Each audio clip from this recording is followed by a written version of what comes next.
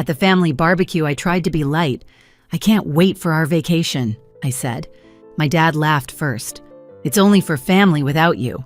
The patio roared. My sister snorted. My mom smiled like it was a joke. I didn't explode. I nodded, stood up, and left my unopened wine on the table. 5 days later, Mom reached for $5,000 she thought was still hers. One tap later, the account had a new name and their group chat had a new problem.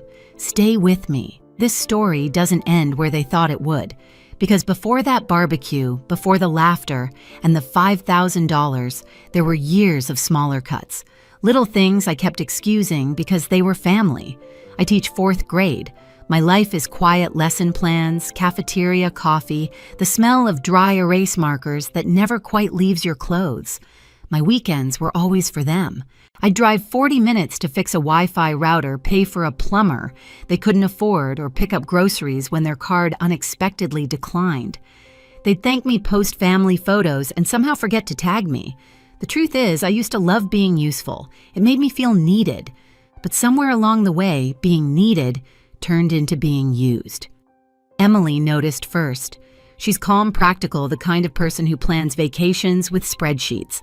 Last spring, she said, "You realize they only call when something breaks, right?" I laughed it off.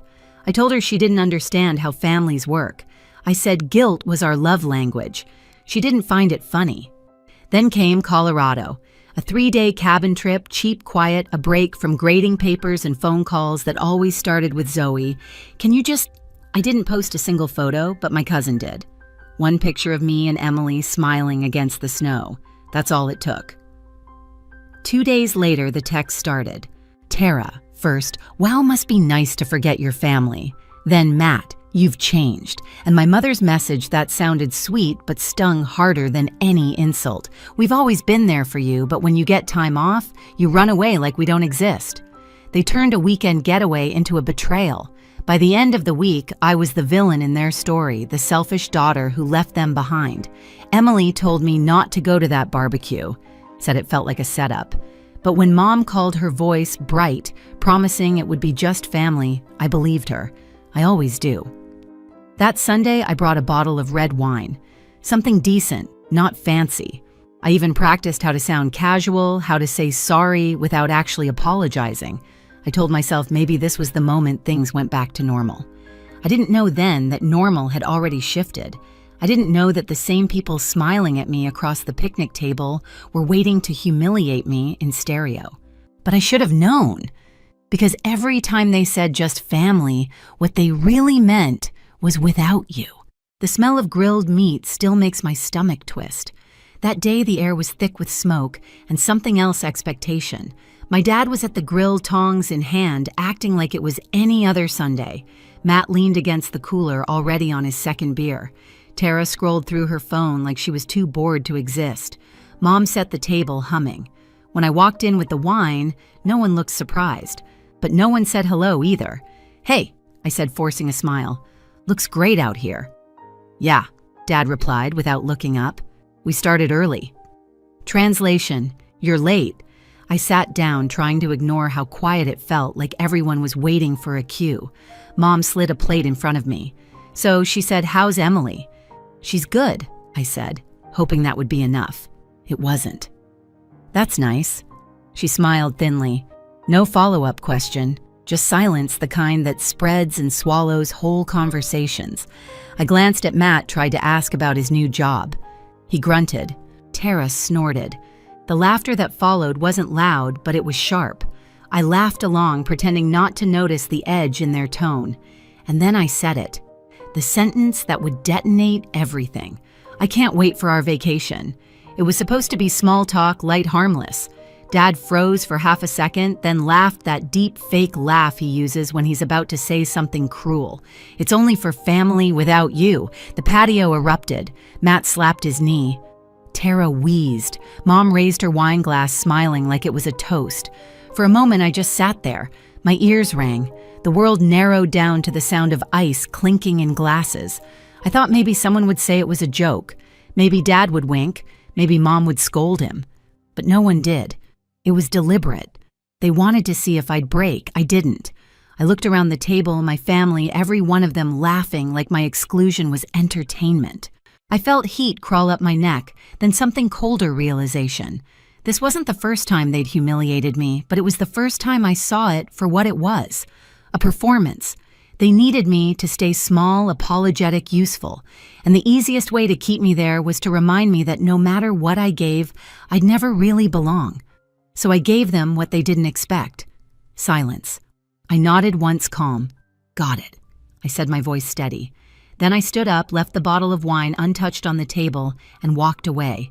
The laughter faded behind me, replaced by the buzz of cicadas and the dull thud of my heartbeat. In the car, I sat for a long time before turning the key.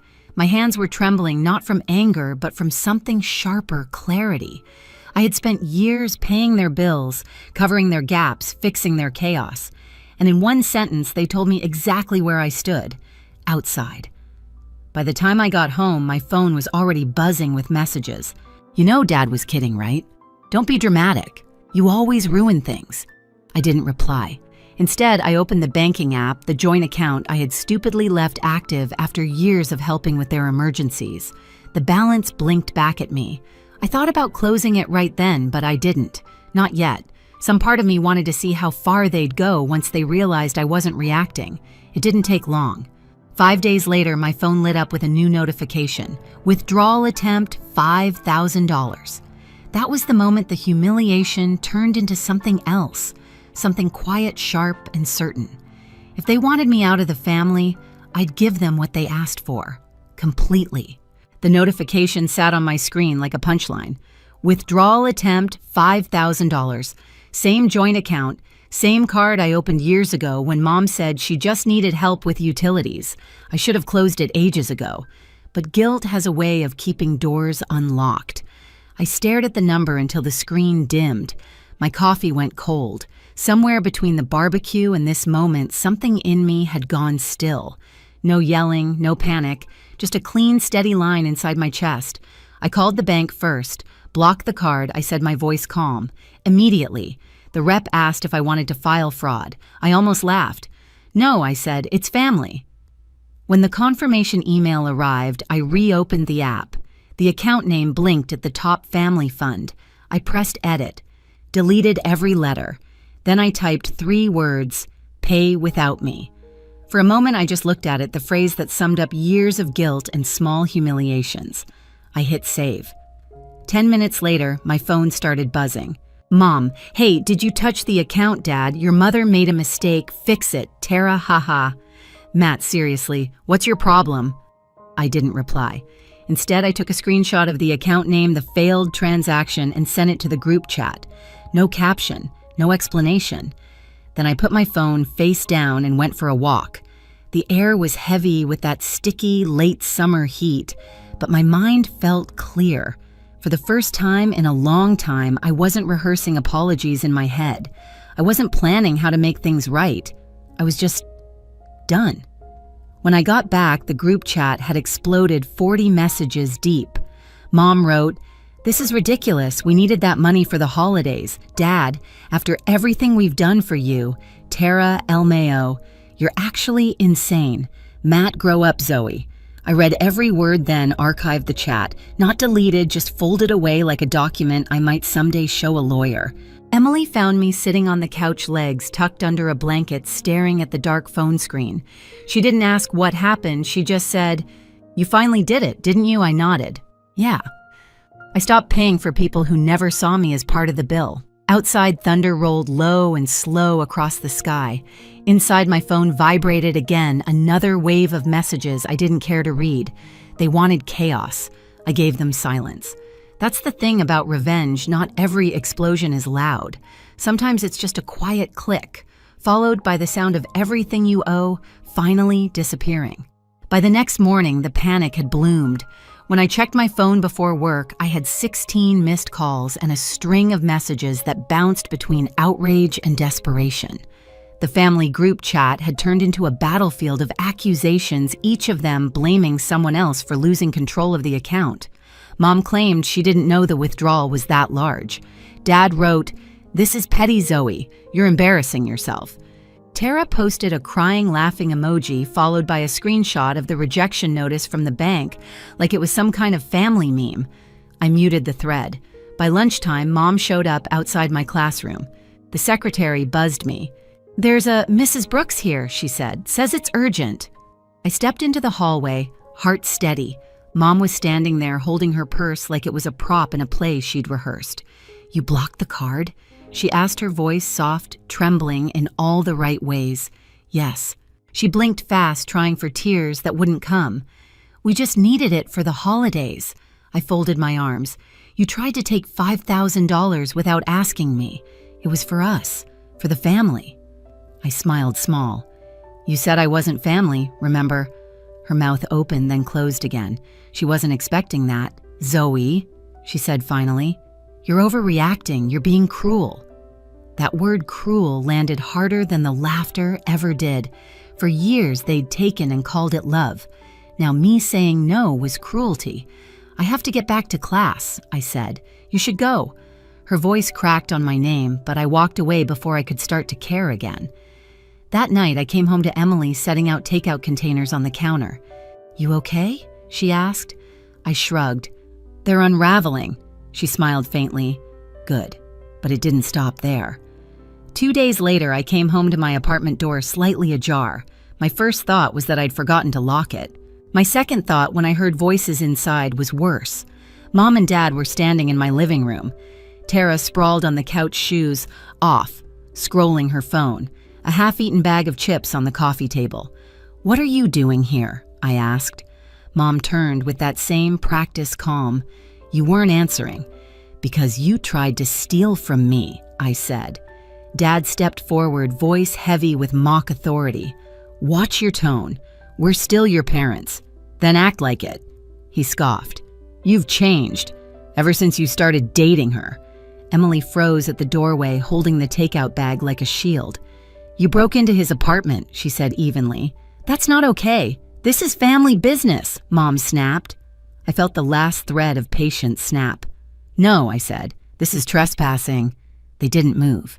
Tara laughed softly without looking up. "You're such a drama queen." I walked to the door, opened it wide. "Get out, Zoe, now." Mom's eyes narrowed, cold replacing the sweetness. "You're going to regret this. I already did," I said and shut the door behind them.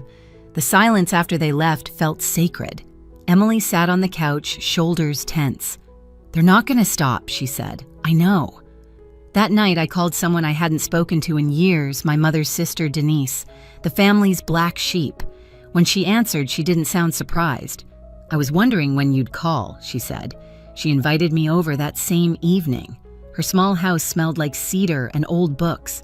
Before I could speak, she handed me a folder thick with papers. "Your mother's been manipulating people for years. You're just the latest." Inside were records, payments, old transfers, even hand-signed notes from the time she'd borrowed money from Denise and never repaid a cent. $10,000 for a roof repair in 2012. Another $5,000 for a medical emergency that turned out to be a Caribbean cruise. I felt sick. "She said you were unstable," I murmured. Denise laughed. "Of course she did. It's easier to erase the truth when everyone thinks you're crazy." We spent hours comparing stories. The patterns matched perfectly. Borrow, lie, guilt, repeat. "I can help you," she said, pouring wine into 2 mismatched glasses. "But if we do this, you have to be ready for them to hate you." I smiled for the first time all week. They already do. The next few days were a quiet storm. Denise's friend, someone who worked in financial compliance, helped me sever every tie I had with my parents, accounts, emergency contacts, insurance.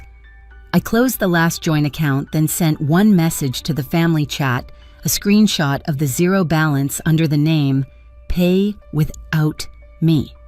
No caption, just silence. Matt responded first. "What the hell is this?" Tara followed. "You're losing it." Mom called 6 times in an hour. I didn't answer. The next morning, I woke to find my phone vibrating nonstop. Denise had posted something old photos of my parents in casinos sipping cocktails, timestamps overlapping the months they'd claimed to be broke. She didn't tag them. She didn't have to. Within minutes, cousins were texting me asking if it was true. My father's sister messaged, "You've humiliated your mother." I just stared at the screen, feeling none of the guilt they were trying to hand me. That evening, my mother appeared again, this time on my doorstep with her brother Brian. He stood behind her like muscle arms, crossed sunglasses on, though it was almost dark. She looked tired, strategically tired. "We came to talk," she said. I stepped outside, closing the door behind me. "You shouldn't be here." Brian jumped in. "You embarrassed the family. That post was out of line." I almost laughed. "Out of line is trying to drain my account." "She made a mistake," he snapped. "She made a choice," I corrected. Mom lifted her hands in mock surrender. "We just want peace." We canceled the trip. We thought maybe we could start over. The same game. Pretend it never happened. Reset the board. "I'm not going anywhere with you," I said. "If you show up again uninvited, I'll file a report." Brian scoffed. "You'd threaten your own mother?" I met his stare. "No, I'm protecting my life." Mom's expression shifted shock, then pity, then contempt. "You've changed," she said, as if it were the worst thing imaginable I said, quietly. "And I'm not sorry." They walked away without another word.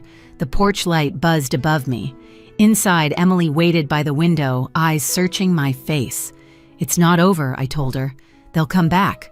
I was right. 2 days later, an email arrived from the school district, notice of concern, immediate acknowledgement required. Someone had filed an anonymous complaint claiming I was emotionally unstable and creating a hostile classroom environment. I read it twice, then looked up at Emily. "They found a new way to attack." She took my hand. "Then we find a new way to end it." And this time, I knew exactly how. I didn't waste a second. I called Denise, forwarded the complaint, and waited while she read. "Anonymous." "Huh," she said. "Give me a day." By the next afternoon, she called back. "Got her," she said simply. "Your sister's college IP, no VPN, amateur hour. Relief didn't come all at once. It came in waves." I brought everything, emails, messages, screenshots, to a lawyer Denise recommended. Her name was Clara, calm and sharp-eyed, the kind of woman who didn't blink at family drama dressed as fraud. She flipped through the pages and said, "We'll start with a no-contact order. Temporary at first, then permanent." It was like exhaling after years of holding my breath. Within a week, the school board cleared my name. HR apologized quietly. My principal told me to take a few days off, paid of course. I said thank you, but what I meant was finally. Mom tried to call once more. I didn't answer. Then came a final message. "You'll regret cutting us out. Family is forever." I deleted it. That night, Emily and I packed boxes. We found a new place, 2 bedrooms, sunlight, that actually reached the floor, a kitchen window overlooking a park. When the keys turned in the new lock, I felt something loosen in my chest that had been tight for years. Denise came by with pizza and cheap wine. As we ate on the floor, she said, "You know, they'll probably keep talking. They always need someone to blame." I smiled. Let them. I'm not in the story anymore. Later, when the last box was unpacked, I opened my banking app one last time. The account still read, "Pay without me." I didn't change it back. It wasn't revenge anymore, it was a reminder that silence can be louder than shouting, that walking away can echo more than any argument. For the first time in my life, I slept through the night. No calls, no buzzing phone, no guilt, just peace paid in full. 2 months later, I stopped checking their group chat altogether. Actually, I didn't just mute it, this time I deleted it. No final message, no goodbye, just gone. The quiet was strange at first. No more fake emergencies, no more guilt disguised as love. The kind of silence that once felt heavy now felt like freedom. On a Friday night, Emily and I sat on the balcony of our new apartment, a pizza box between us, cheap wine in our hands. The city lights flickered below, warm and distant. "You ever think they'll apologize?" she asked. I shook my head. "They'd have to believe they did something wrong." She smiled. "Then I guess you already won." I looked down at my phone. No missed calls, no unread messages, just the words I'd left behind in that frozen account, "Pay without me." For once, I didn't feel angry. I felt free. They said I wasn't family. Maybe they were right, because family shouldn't make you beg to belong. So tell me, if the people who call you family keep taking until there's nothing left, would you finally make them pay without you?